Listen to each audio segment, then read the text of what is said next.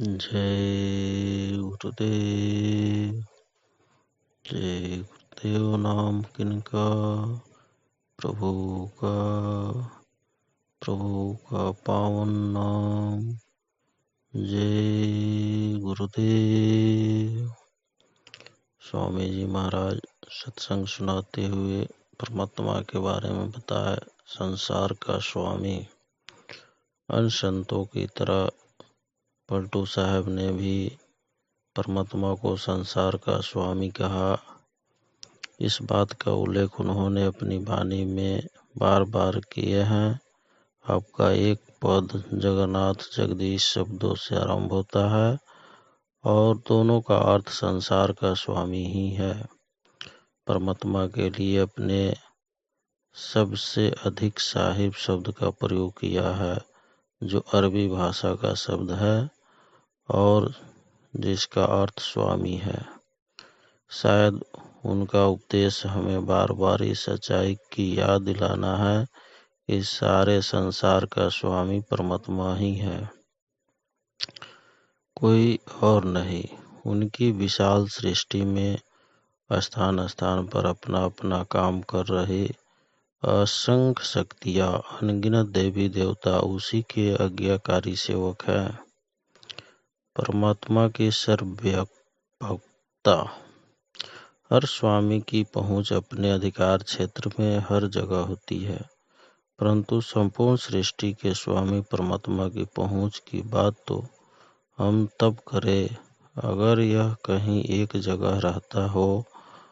वह तो जगन्नाथ जगदीश होते हुए एक साथ हर जगह और हर वक्त मौजूद है। वह सर्वव्यापक है। यह बात सब संतों ने कही है। परमात्मा की सर्वव्यापकता का उल्लेख पलटू साहब ने अपनी वाणी में स्थान स्थान पर किया है। उनके कई पदों में इसकी स्पष्ट झलक है। साहिब आप विराजे सकल घट, चारी खाने बीच राजे। नारी पुरुष देव ओ दानो, बाग फूल ओ माली। हाथी घोड़ा बैल ऊँट में, कतहु रहे न खाली। मच्छ कक्ष घरियाल अचर चर, आग पवन ओ पानी। तीतर बाज सिंह और हिरन, पूरन चरिउ खानी। ज्ञानी मूढ़ गुरु और चेला, चोर साहू भर भूना। विश्वा विष्णी भेड़ कसाई, नाहीं कोई घर सूना। यह शरीर नाशक है भाई, जीव के नाश न होई। पलटू दास जगत सब भूला, भेद न जाने कोई। इस पद में परमात्मा की सर्वव्यापकता की चर्चा करते हुए पलटू साहब ने हमें समझाए हैं कि वह आत्मा के रूप में चारों प्रकार के प्राणियों में विद्यमान है। वह हर स्त्री और पुरुष में, हर देवता और राक्षस में, हर पशु और पक्षी में, यहाँ तक कि हर वृक्ष, हर लता और हर फल फूल में भी मौजूद है। वह केवल चेतन पदार्थों में ही नहीं, जड़ पदार्थों के अंदर भी है। वह अग्नि वायु आदि पांचों तत्वों में भी विद्यमान है। भले ही कोई ज्ञानी हो या मूर्ख, चोर हो या साहूकार, वेश्या हो या वेश्यानी, भेड़ हो या उसे मारने वाला कसाई, कोई भी वस्तु या प्राणी उससे खाली नहीं है। इतना ही नहीं, गुरु में भी वही है, शिष्य में भी वही है। कोई प्राणी जब मरता है तो नाश केवल उसके शरीर का ही होता है, उसकी आत्मा का नहीं, क्योंकि आत्मा तो अविनाशी प्रभु का अंश है। जय गुरुदेव।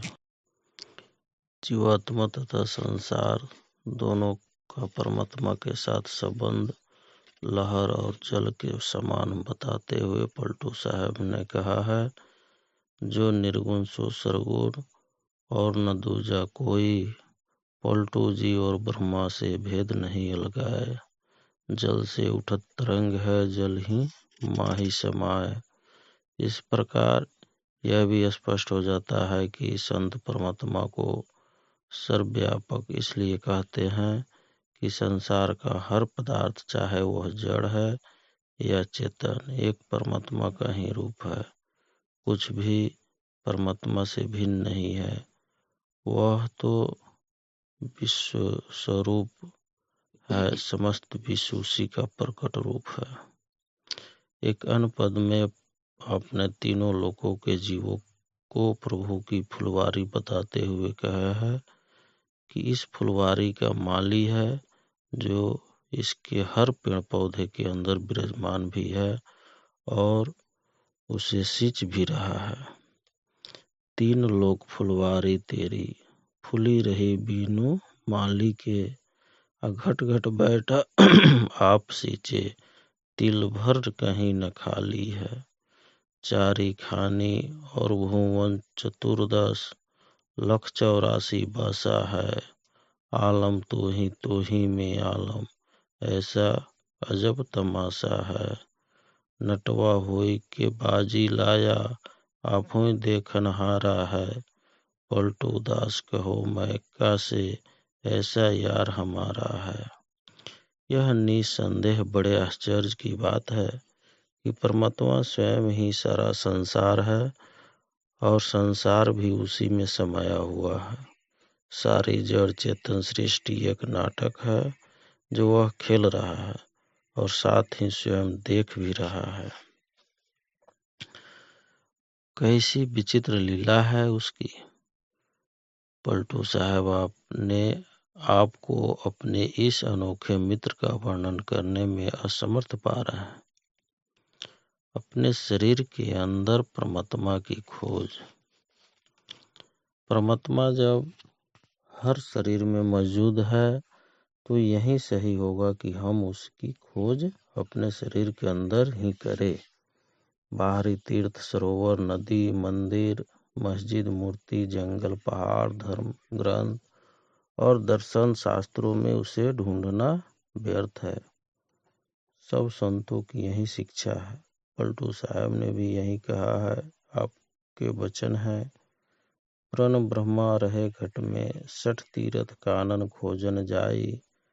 कीट पतंग रहे परिपूर्ण, कहूँ तिल एक ना होत जुदाही। नैन दियो हरि देखन को, पलटू सब में प्रभु देत दिखाई। ढूंढत अंध ग्रंथन में, लिखी कागज में कहूँ राम लुकाही। परमात्मा हर प्राणी के अंदर विराजमान है, इसलिए मनुष्य को उसे अपने दिव्य चक्षु से, यानी अपनी आंतरिक आंख के द्वारा अंदर ही देखने का प्रयत्न करना चाहिए। बाहर कहीं भी उसे ढूंढना सरासर मूर्खता है। ग्रंथ आदि में तो उसे वे ही ढूंढते हैं जो अंधे हैं, जिनकी अंदर की आंख अभी बंद है। जो प्रभु की दी हुई आंतरिक आंख खोलकर उसे अपने अंदर देख लेता है, उसे वह प्रभु तुच्छ से तुच्छ जीव और छोटे से छोटे पदार्थ में भी दिखाई देता है। बाहरी भक्ति को लेकर हिंदू और मुसलमान दोनों की हालात पर अफसोस प्रकट करते हुए पलटू साहब ने कहा है, वे पूजे पत्थर को कबर वे पूजते, भटक के मुँह दे शीश मारे। दास पलटू कहे साहिब है आप में, अपनी समझ बिनु दो हारे। हिंदू निर्जीव मूर्तियों में और मुसलमान मजरों बजाकर उसे ढूंढते हुए भटक रहे हैं। प्रभु का असली घर तो हर मनुष्य का अपना शरीर ही है। इसलिए परमात्मा की प्राप्ति उसे अपने अंदर खोजने से ही हो सकती है, किसी भी प्रकार की बहिर्मुखी भक्ति से नहीं। आत्मा परमात्मा की अंश। आत्मा को संबोधित करते हुए पलटू साहब ने स्पष्ट शब्दों में कहा है कि वह स्वयं ही परमात्मा है। तो मैं है तेरा राम बैरागे, भूल गया तो ही धाम।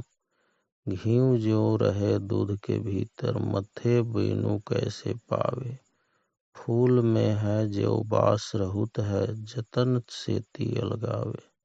मेहंदी में रहे ज्यों लाली, काठ में अगिन छपानी। खोदे बिना नहीं कोई पावे, ज्यों धरती में पानी। मुख में ज्यों कंद रहतू है, पेड़ रहे फल माही। देश देशांतर ढूंढत फिरतू है, घटकी सूधी नहीं। नाही पूरन ब्रह्म रहे तो ही में, क्यों तू फिरे उदासी। पलटू दास उल्टी के ताके, तू ही है अविनाशी। इस पद में संसार से विरक्त होकर प्रभु की खोज में जगह जगह भटक रही आत्मा को कई दृष्टांत देकर चेताया गया है कि जैसे दूध में घी होता है, फूल में सुगंध, मेहंदी में लाली, काठ में अगिन, भूमि में जल, ईख में मिश्री और पेड़ में फल होता है, उसी प्रकार परमात्मा भी आत्मा के अंदर छिपा है। परमात्मा को पाने के लिए उसे इस तरह मारी मारी फिरने की जरूरत नहीं है। अगर वह प्रभु को अपने शरीर के अंदर ही आंखों से ऊपर खोजे और उसकी प्रवृत्ति उलट जाए, अर्थात बाहर से अंदर तथा नीचे के 9 द्वारों की ओर से हटकर ऊपर की ओर हो जाए, तो उसे कभी न कभी यह अनुभव अवश्य हो जाएगा कि वह स्वयं ही अविनाशी परमात्मा है। जय गुरुदेव।